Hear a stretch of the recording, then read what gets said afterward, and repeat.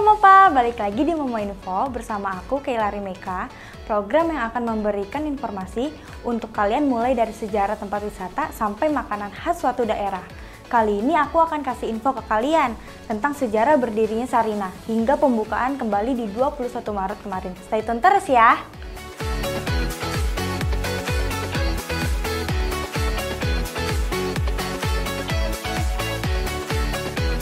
Sarinah merupakan badan usaha milik negara yang digagas oleh Bapak Proklamator Indonesia setelah berkunjung ke beberapa negara yang lebih dulu memiliki tos serba. Presiden Soekarno membangun Sarinah untuk mewadahi kegiatan perdagangan produk dalam negeri untuk mendorong pertumbuhan ekonomi di Indonesia. Pada 17 Agustus tahun 1962, Sarinah menjadi pusat perbelanjaan pertama dan sebagai gedung pencakar langit pertama di Indonesia yang dibangun dengan strukturnya yang dirancang 15 lantai dan tingginya mencapai 74 meter.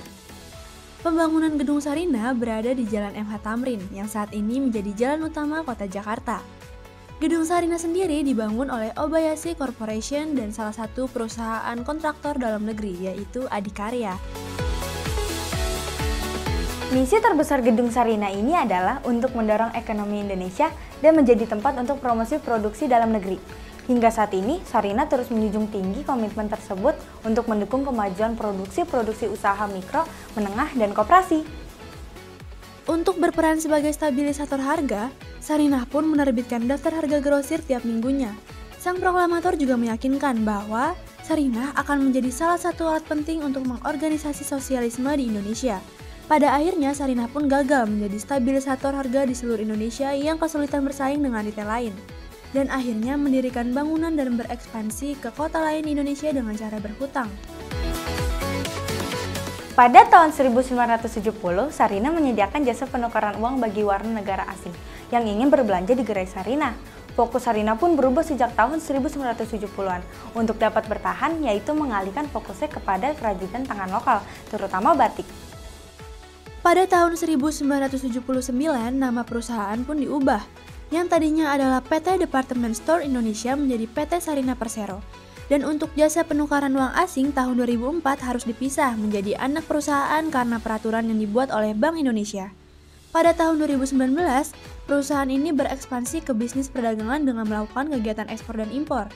Pada tahun 2020, Sarinah menutup seluruh gerainya karena ingin melakukan renovasi. Akhirnya, pada tahun 2021 lalu, pemerintah Indonesia resmi menyerahkan mayoritas saham perusahaan ini ke Aviasi Pariwisata Indonesia sebagai upaya membentuk holding BUMN yang bergerak di bidang aviasi dan pariwisata.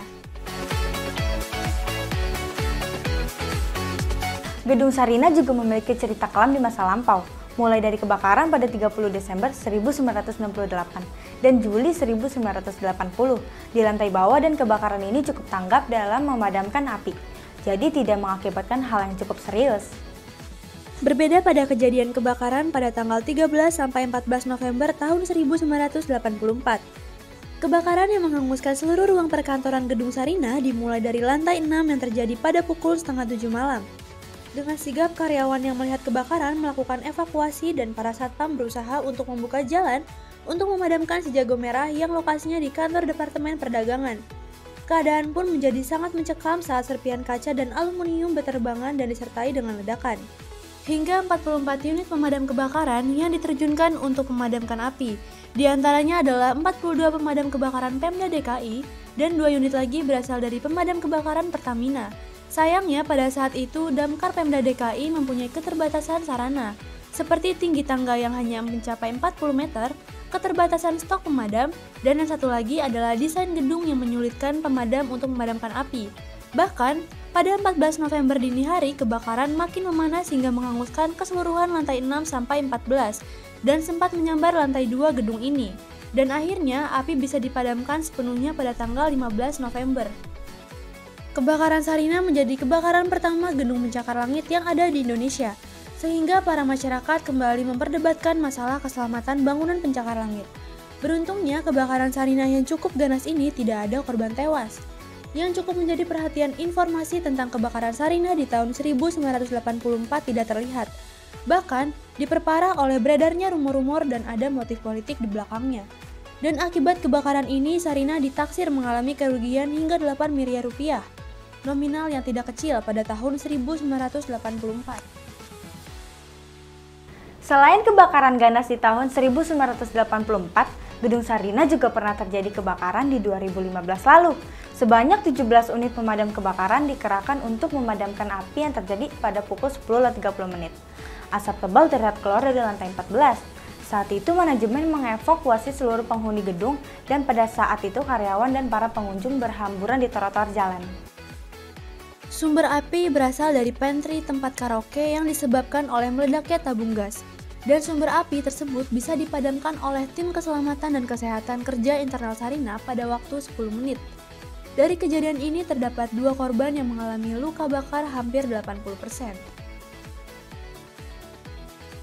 Kira-kira berasal dari mana ya nama Sarinah? Konon, Sarinah berasal dari nama pengasuh Soekarno saat menghabiskan masa kecil di Jawa Timur. Sarinah ini memiliki karakter dan jiwa yang besar. Sang proklamator menuliskan, "Dari Mbo Sarinah, saya mendapat pelajaran mencintai orang kecil. Ia orang kecil tapi jiwanya selalu besar." Kecintaan Soekarno dan rasa hormat yang tinggi terhadap Sarinah diwujudkan dengan menamai pusat perbelanjaan pertama di Indonesia sesuai dengan nama pengasuhnya. Sarinah sendiri telah membantu kepentingan masyarakat kecil sebagai mitra usaha. Hingga saat ini, cukup banyak mitra binaan Sarinah, baik perorangan, perusahaan, maupun koperasi. Pada 2020 kemarin, Gedung Sarinah ini sempat ditutup karena ingin melakukan renovasi total gedung. Yang cukup menjadi perhatian pada saat pengumuman tersebut adalah gerai McDonald pertama kali yang ada di Indonesia umurnya sudah mencapai 30 tahun akan ditutup permanen. Dan ternyata menurut keterangan melalui unggahan McDonald, ada perubahan strategi bisnis pada manajemen Sarinah. Setelah mayoritas saham diserahkan kepada Aviasi Pariwisata Indonesia pada 2021 lalu, Sarinah mulai dibuka kembali pada hari Senin 21 Maret 2022 kemarin dengan mengusung community mall yang diharapkan menjadi tempat anak muda dan komunitas untuk berkumpul bersama. Tidak hanya mengusung community mall, Sarinah juga hadir kembali dengan slogan The Window of Indonesia, menjadi ruang kreativitas untuk masyarakat Indonesia demi menunjukkan produk-produk dalam negeri.